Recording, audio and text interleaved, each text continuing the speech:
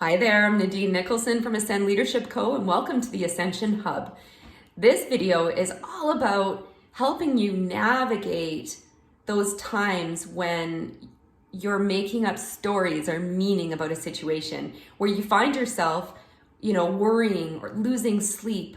Futurizing is what I love to say around worrying about the future and, what somebody might say or be thinking. And I'm going to give you 4 steps that you can use in any situation to navigate from worry to empowerment and to finding the lessons and being able to move forward. And you can use these 4 steps really in any time you're worrying about a situation or an interaction. It could be with a client, it could be with a team member, it could be with a family member. It could be about anything that you are experiencing worry or you're losing sleep about or you're making assumptions about. All right, so we're going to go through these steps and I'm going to give you a kind of a simple example that you might actually could run into, because any of us can run into this example being business owners. All right, so the first very important step when you're in a situation like this is to separate the facts from the meaning that you're making. We want to start with the facts. So the first question to ask yourself is simply, what happened? What happened? And, let's look at the situation that you're worrying about or that you're concerned about or that's causing you stress or anxiety. So let's come up with an example here. So, what I was thinking of is something around clients being worried about, say a client reaches out. Let's say a client of yours sends a text message to you and says, I'd love to have a chat. Can we have a chat? Simple text message. The facts are your client sent a text message to you. It came in at this day, at this time. The text message said these words. Those are really the only facts you've got, right? Those are the facts. The next step we go to is, what is your interpretation of it? What do you make this to mean? So in this step now, the opportunity or the invitation is to jot down all of the stories, meaning that you're making up about it. Human beings are meaning-making machines. Our brains just feel like they're working really hard and they're doing a good job when they're making up a bunch of meaning, a bunch of assumptions, a bunch of stories about a situation. Like sometimes our minds can go wild and think of all sorts of, we could think of 100, 200 things. So what are the interpretations that you're making of it? What meaning are you making? So maybe you could make it mean, I've coached people through all sorts of situations, right? You could be making it mean that they're upset at you, that they want to end work with you, that the last session you had with them didn't go over so well, that they are, who knows, they want their money back. I don't know, that they want to change an appointment. Like it could even be that meaning. But our brain tends to go to the worst case scenario and starts to catastrophize, often catastrophizes in terms of like what it possibly could mean. All right, so step number 3 is to accept, embrace, and recognize the feelings, the emotions. Accept, embrace, and recognize. Now, you may have noticed I didn't say like the emotions, the feelings. I'm not suggesting that you have to like what you're feeling. My invitation to you is to embrace and accept what you're feeling. Because whatever you're feeling, it's real. You get to validate yourself and validate yourself for feeling these things. So let's say we go back to this example and let's say the main meaning you're making up is that the client is unhappy and didn't like something in your last session. It's a hypothetical example, right?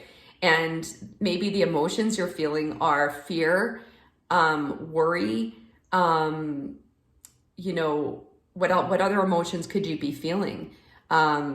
could you be feeling about this? You could be feeling some sadness. What are all the things that you're feeling that are coming up for you? Just simply write them down and let yourself be with them. Let yourself feel them. Get quiet and let yourself embrace them. Again, you don't have to like them. It's just that invitation to you is to validate yourself that these emotions are coming up. You're a human being. You're essentially, living this human experience, and you're going to have emotions that come up about situations, and it's normal. The next and last point is step number 4, and it's all about coming from the eyes of love. So looking at the situation through the eyes of love and compassionate curiosity. So being compassionate with yourself, with the client, being curious with yourself and about the client. You look for the gold. So the gold, this idea of gold is like you're mining for the gold. You're mining for the gold. Where are the lessons? What is there to learn here? And, how has this experience led you to growth?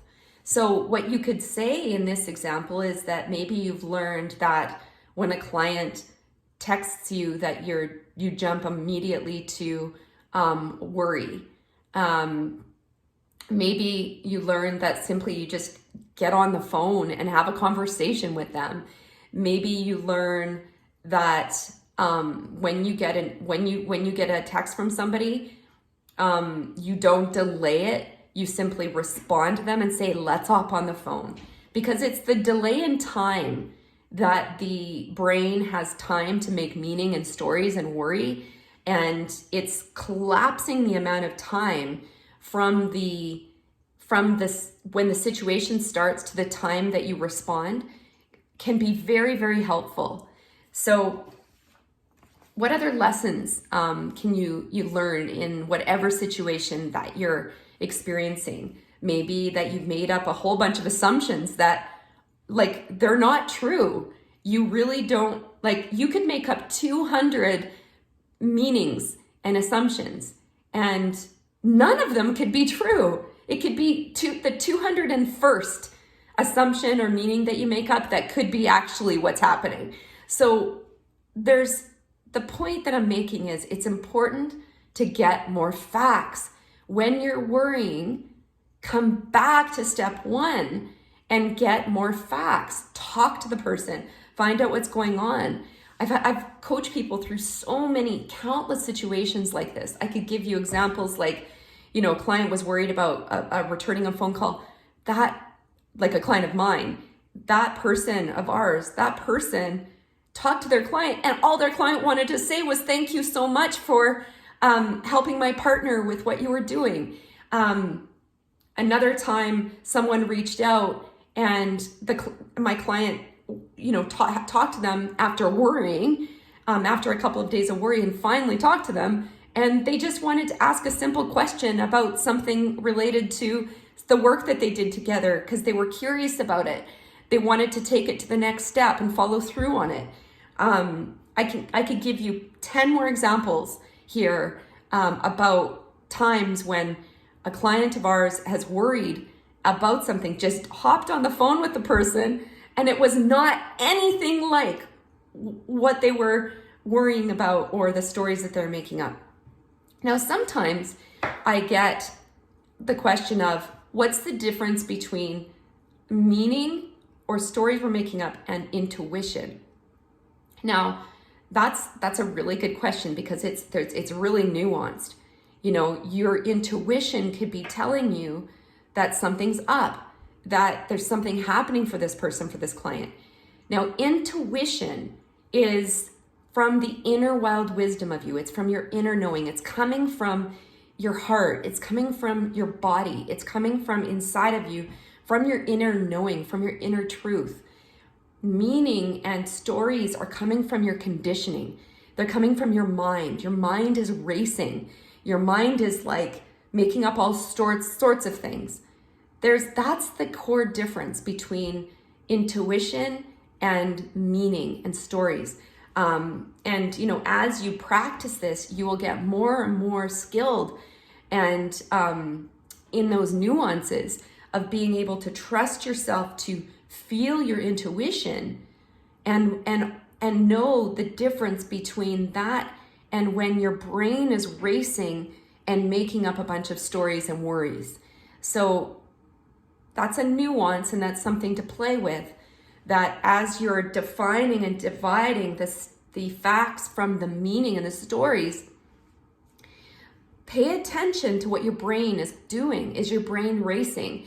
Are you coming from the not enoughness, from the scarcity, from the fear side of the ridge walk?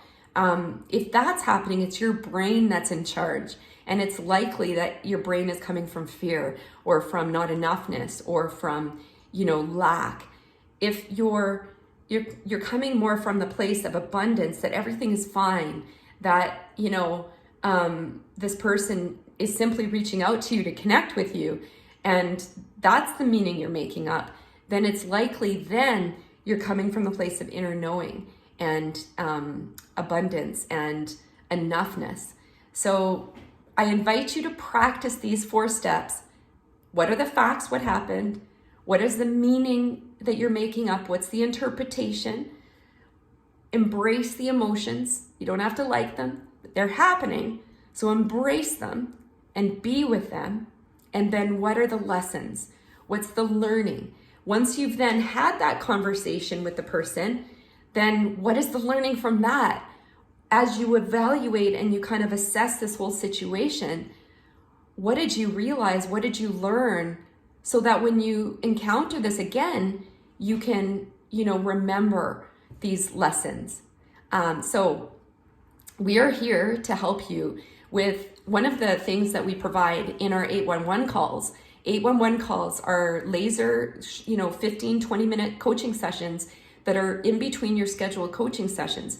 You have these on demand from us Monday to Thursday, with the exception of the times we're on holidays, but most of the time we're here. And they can be for, what we love to call critical conversations.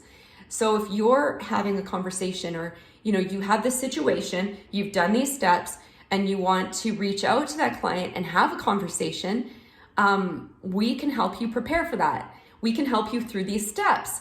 If you're ever worrying about something or futurizing or losing sleep, please send us an email to both Derek and myself and for a request, let's have an 811 call that day. We'll get back to you that day or the day after at the very latest. And let's hop on the phone and help you through these steps where we can diffuse it. We can diffuse the situation, help you stop worrying about it, losing sleep, feeling anxiety, help you feel more empowered in the situation, help you be able to approach that next step with clarity and with confidence, and help you see the learnings from the situation. We would love to do that with you. So please take us up on it. Derek and I love helping people with critical conversations, and we love doing 811 calls with sales conversations with your team, with your family members. We truly love providing 811 calls. So send us an email anytime and let us know that you have that you'd like one. Give us a little bit of background, a bit of your availability, and it's simple. Take 5 minutes, no more than 5 minutes to give us that information, and we will be right back with you and on the phone with you and helping you through it within 24 hours and usually sooner. Okay, we'll see you soon. Bye for now.